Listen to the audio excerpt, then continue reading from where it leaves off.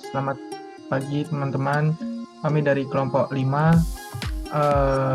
ingin menjelaskan tentang akuntansi keuangan dan pertanggungjawaban serta studi kasus di Universitas Brawijaya.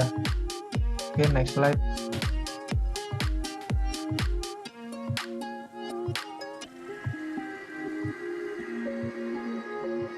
Oke, izinkan saya memperkenalkan kelompok kami. Yang pertama ada Vindi, yang kedua ada Adam, yang ketiga saya sendiri, Rigan, yang keempat yaitu ada Rauf, yang kelima ada Fergie.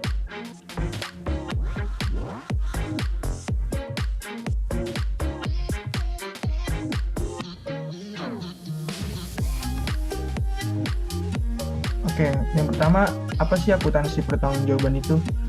Nah, menurut Mulyadi, akuntansi pertanggungjawaban adalah suatu sistem akuntansi yang disusun sedemikian rupa sehingga pengumpulan dan pelaporan biaya dan pendapatan dilakukan sesuai dengan pusat pertanggungjawaban dalam organisasi, dengan tujuan agar dapat ditunjuk orang atau kelompok orang yang bertanggung jawab atas penyimpangan biaya dan pendapatan yang dianggarkan.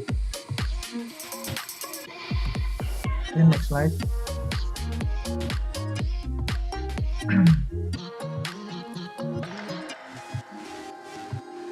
Nah, dari pengertian akuntansi pertanggungjawaban menurut Mulyadi, beliau menyampaikan bahwa syarat untuk dapat menerapkan akuntansi pertanggungjawaban itu yang pertama adanya struktur organisasi. Dalam akuntansi pertanggungjawaban, struktur organisasi harus menggambarkan aliran tanggung jawab, wewenang, dan posisi yang jelas untuk setiap unit kerja dari setiap tingkat manajemen. Selain itu, menggambarkan pembagian tugas dengan jelas. Dengan demikian, wewenang mengalir dari tingkat manajemen atas ke bawah, sedangkan tanggung jawab adalah sebaliknya, dari bawah ke atas. Yang kedua, anggaran. Dalam akuntansi pertanggungjawaban, setiap pusat pertanggungjawaban harus ikut serta dalam penyusunan anggaran, karena anggaran merupakan gambaran rencana kerja para manajer yang akan dilaksanakan dan sebagai dasar dalam penilaian kerjanya. Yang ketiga, penggolongan biaya pemisahan.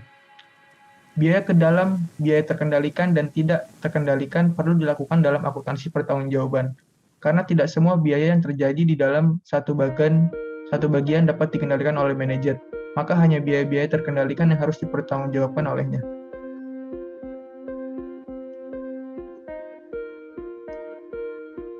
Yang keempat, ada sistem akuntansi.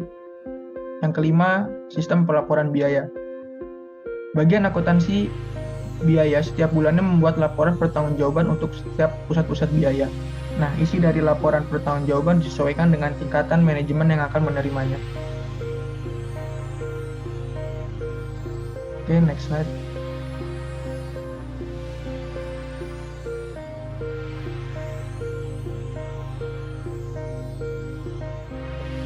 Nah, dari definisi yang dikemukakan oleh para ahli, sudah jelas tujuan dari akuntansi pertanggungjawaban adalah mengajak para karyawan untuk melakukan pekerjaan yang benar serta dapat bertanggung jawab atas penyimpangan biaya maupun penghasilan atau pendapatan perusahaan. Nah, adapun keuntungan dari akuntansi pertanggungjawaban itu sendiri adalah individu dalam organisasi ikut berperan serta dalam mencapai sasaran perusahaan secara efektif dan efisien. Oke, next slide.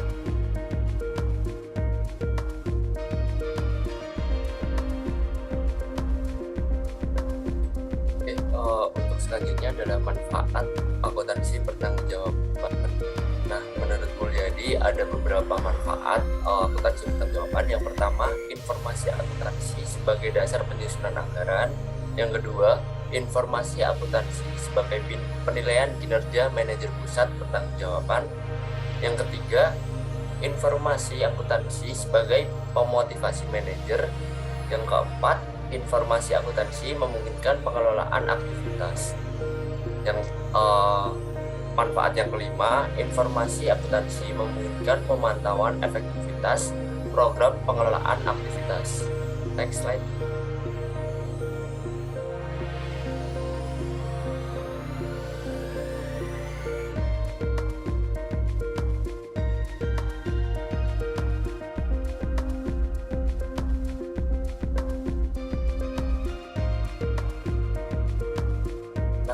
selain dari manfaat, ada juga fungsi akuntansi pertanggungjawaban. Nah, di sini terbagi menjadi 3, yaitu fungsi pencatatan, fungsi pelaporan, dan fungsi pengawasan. Untuk fungsi dari pencatatan, pusat pertanggungjawaban akan mengumpulkan semua biaya yang terjadi pada pusat pertanggungjawaban dan melakukan pencatatan terhadap biaya-biaya tersebut. Untuk fungsi akuntansi pertanggungjawaban pelaporan, pusat pertanggungjawaban akan mempertanggungjawabkan semua aktivitasnya dengan membuat suatu laporan pertanggungjawaban. Untuk fungsi yang ketiga, fungsi pengawasan, pimpinan perusahaan dapat melakukan pengawasan biaya secara efisien dari performance report masing-masing pusat pertanggungjawaban. Next slide.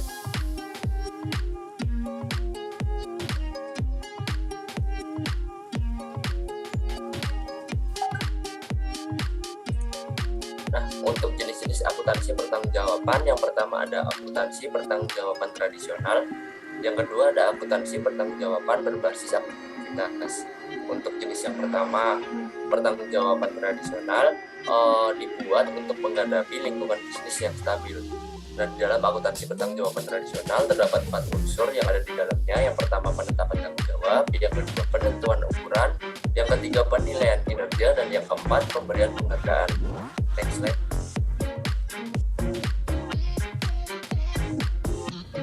Nah, untuk jenis yang kedua, akuntansi pertanggungjawaban berbasis aktivitas. Nah, dalam akuntansi pertanggungjawaban berbasis aktivitas didesain untuk perusahaan-perusahaan yang menghadapi lingkungan bisnis yang cenderung tidak stabil. Nah, akuntansi pertanggungjawaban berbasis aktivitas memiliki 4 unsur juga yang ada di dalamnya. Yang pertama, penetapan tanggung jawab, yang kedua ada penentuan ukuran kinerja, yang ketiga penilaian kinerja, dan yang keempat pemberian penghargaan. Next slide.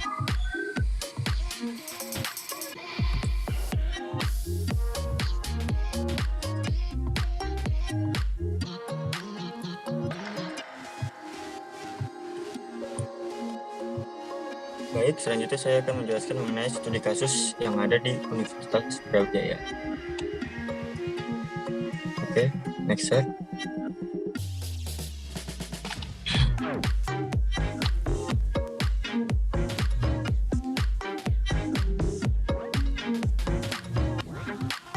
Nah, di sini dipaparkan akuntansi ataupun laporan realisasi anggaran yang ada di Universitas Brawijaya, di mana jumlah pendapatan berkisar pada 2020 dengan anggaran berkisar 900 miliar dan sekian, dan yang terrealisasikan yaitu 1 triliun, 91 miliar sekian. Pada tahun 2019 yang terrealisasikan sebesar 1 triliun, 92 miliar sekian. Lalu selanjutnya ada belanja. Jumlah belanja pada tahun 2020 dengan anggaran 1 triliun, 341 sekian, dan yang terrealisasikan 1 triliun, 236 miliar sekian, di mana pada tahun 2019 terrealisasikan 1 triliun, 403 miliar sekian. Lalu ada surplus atau defisit, di mana pada tahun 2020 tersisa 145 miliar sekian, dan pada tahun 2019 tersisa 310 miliar sekian. Next slide.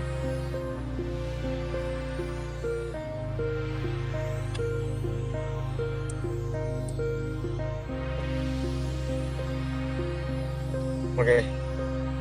Selanjutnya, kebijakan akuntansi yang ada di Universitas Brawijaya, di mana penyusunan dan penyajian laporan keuangan pada tahun 2020 yang ada di Universitas Brawijaya ini mengacu pada standar akuntansi pemerintah atau yang sering disebut dengan SAP.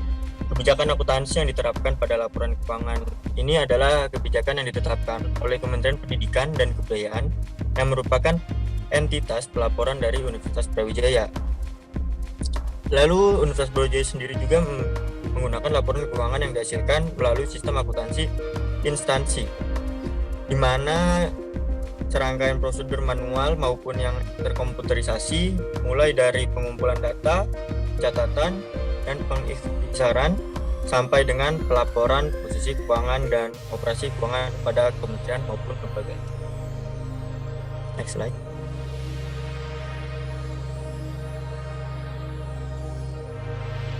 Selanjutnya ada basis akuntansi di Universitas Brawijaya. Universitas Brawijaya menerapkan basis aktual dalam penyusunan dan penyajian neraca, laporan operasional, dan laporan perubahan ekuitas serta basis kas untuk penyusunan dan penyajian laporan realisasi anggaran. Basis aktual adalah basis akuntansi yang mengakui pengaruh transaksi dan peristiwa lainnya pada saat transaksi dan peristiwa itu terjadi, tanpa memperhatikan saat kas atau setara kas diterima atau dibayarkan. Sedangkan basis kas adalah basis akuntansi yang mengakui pengaruh transaksi atau peristiwa lainnya pada saat kas atau setara kas diterima atau dibayar. Hal ini sesuai dengan standar akuntansi pemerintah atau SAP yang telah ditetapkan dengan Peraturan Pemerintah Nomor 71 Tahun 2010 tentang standar. Next slide.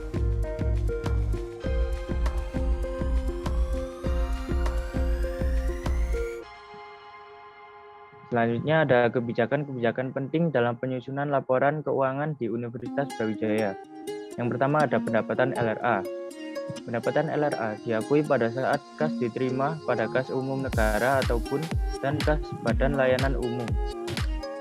Akuntansi pendapatan LRA dilaksanakan berdasarkan asas bruto, yaitu dengan membukukan penerimaan bruto dan tidak mencatat jumlah netonya. Yang kedua ada pendapatan LO. Pendapatan LO adalah hak pemerintah pusat yang diakui sebagai penambah ekuitas dalam periode tahun anggaran yang bersangkutan dan tidak perlu dibayar kembali. Akuntansi pendapatan LO dilaksanakan berdasarkan asas bruto, yaitu dengan membukukan penerimaan bruto dan tidak mencatat jumlah netonya. Yang ketiga ada belanja. Belanja adalah sebuah pengeluaran dari rekening kas umum negara yang mengurangi saldo anggaran lebih dalam periode tahun anggaran yang bersangkutan yang tidak akan diperoleh pembayarannya kembali oleh pemerintah.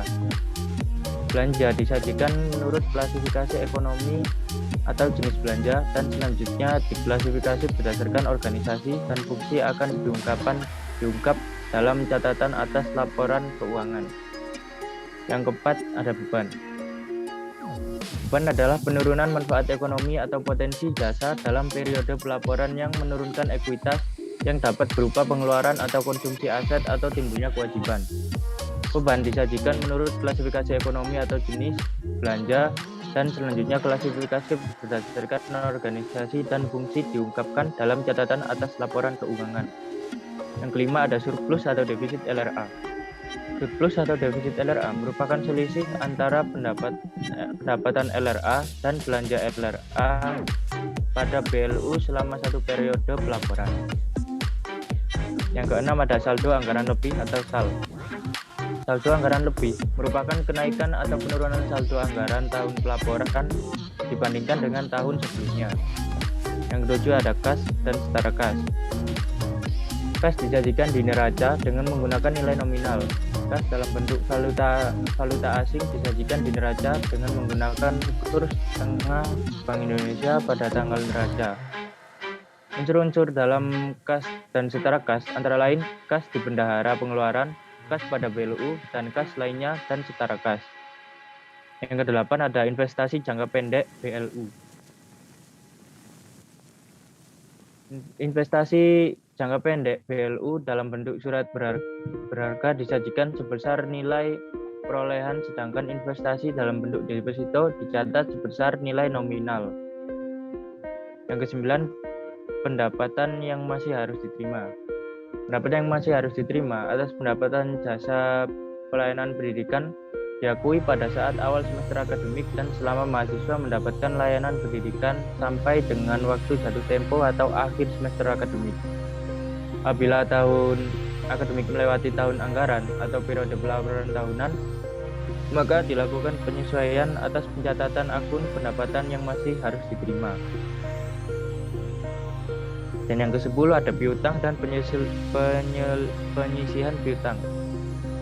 Piutang diakui apabila memenuhi kriteria. Yang pertama, piutang yang timbul dari tuntutan perbendaharaan atau ganti rugi apabila telah timbul hak yang didukung dengan surat keterangan tanggung jawab mutlak dan atau telah dikeluarkannya surat keputusan yang mempunyai kekuatan hukum tetap.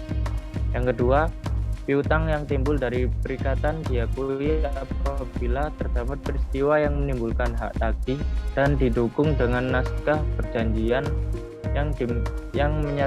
yang menyatakan hak dan kewajiban secara jelas serta jumlahnya bisa diukur dengan andal. Pada Universitas Brawijaya, piutang yang disajikan pada neraca terdiri dari piutang dari kegiatan operasional BLU dan piutang dari kegiatan non operasional BLU. Next slide.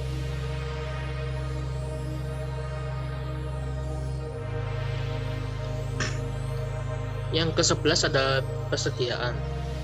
Persediaan merupakan aset lancar dalam bentuk barang atau perlengkapan yang dimaksudkan untuk mendukung kegiatan operasional universitas. Dan barang-barang yang dimaksudkan untuk dijual atau diserahkan dalam rangka pelayanan kepada masyarakat.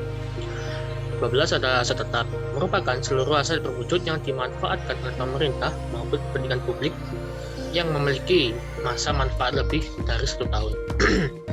Perhitungan dan pencatatan penyusunan aset tetap dilakukan setiap akhir semester tanpa memperhitungkan nyatanya nilai resiko. 13 ada aset lainnya, merupakan aset pemerintah selain aset lancar, aset tetap, dan piutang panjang. Yang termasuk dalam aset lainnya seperti aset tak terwujud, tagihan, penjualan angsuran yang jatuh tempo lebih dari 12 bulan, aset kerjasama dengan pihak kemitraan, dan kas yang dibatasi penggunanya. 14 ada kewajiban atau liabilitas, merupakan suatu proses yang dimulai dari pembelian, pengadaan barang atau jasa secara kredit yang dibuktikan dengan dokumen yang sah, sampai proses penyelesaian atau pembayaran utang yang bersangkutan. Dalam kewajiban ada 2 jenis. Yang pertama ada jenis kewajiban jangka pendek, merupakan kewajiban jatuh tempo selama siklus operasi normal atau 1 tahun. Kedua ada kewajiban jangka pendek, di mana utang-utang yang jatuh temponya lebih dari setahun dan dilunasi dari sumber ekonomi yang bukan dari aktiva lancar. 15 ada ekuitas. Ekuitas merupakan selisih antara aset dengan kewajiban dalam satu periode. Next slide. Nah, kesimpulan yang bisa kita ambil dari presentasi kelompok 5 yaitu akuntansi pertanggungjawaban merupakan kegiatan yang bertujuan untuk mengumpulkan dan melaporkan biaya serta pendapatan atas jejak pertanggungjawaban dalam organisasi. Dalam akuntansi pertanggungjawaban terdapat 3 fungsi. Ada pencatatan, pelaporan, dan pengawasan. Penyusunan dan pelaporan keuangan pada tahun 2020 di Universitas Brawijaya mengacu pada standar akuntansi pemerintah, yang mana laporan keuangan tersebut dihasilkan melalui sistem akuntansi internal. Kebijakan akuntansi yang digunakan oleh UB dalam penyusunan laporan keuangan juga sangat beragam, antara lain pendapatan LRA, pendapatan LO, belanja, beban, dan lain sebagainya. Universitas Brawijaya juga menerapkan basis aktual dalam penyusunan dan penyajian neraca laporan keuangan. Laporan perubahan, ekuitas, serta basis kas yang mana disesuaikan dengan PP nomor 71 tahun 2010. Next.